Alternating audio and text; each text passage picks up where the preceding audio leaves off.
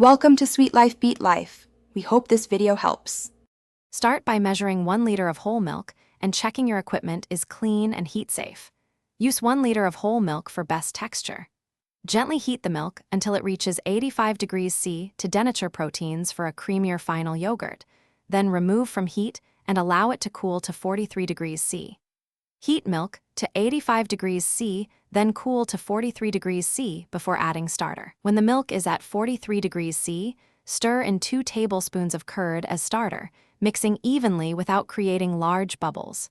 Use 2 tablespoons of curd as starter. After mixing, let the inoculated milk rest briefly before immediately pour the inoculated milk into clean, preferably glass, containers and seal them with lids or cling film. Pour inoculated milk into clean containers and cover. Place the containers into an incubator, yogurt maker, oven with lamp, or insulated cooler where the temperature stays steady at 43 degrees C. Incubate at 43 degrees C for 6 to 8 hours until firm. Check at 6 hours for a custard-like jiggle. If not set, continue to 8 hours. Avoid disturbance during incubation to ensure set. Once set, do not agitate the jars. Let the cultures finish acidifying for the best texture and immediately cool the set yogurt to stop fermentation and firm the texture by placing jars in the refrigerator at 4 degrees C.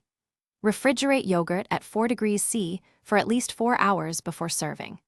Cooling for a minimum of 4 hours produces a thicker, tangier yogurt and reduces post-incubation souring. Reserve 2 tablespoons of fresh yogurt as starter for next batch, ideally from the same day to maintain flavor continuity. Reserve 2 tablespoons of fresh yogurt as starter for next batch. Keep yogurt refrigerated and consume within 7 days to ensure safety and good flavor. Thanks for watching. Consider subscribing if we helped you.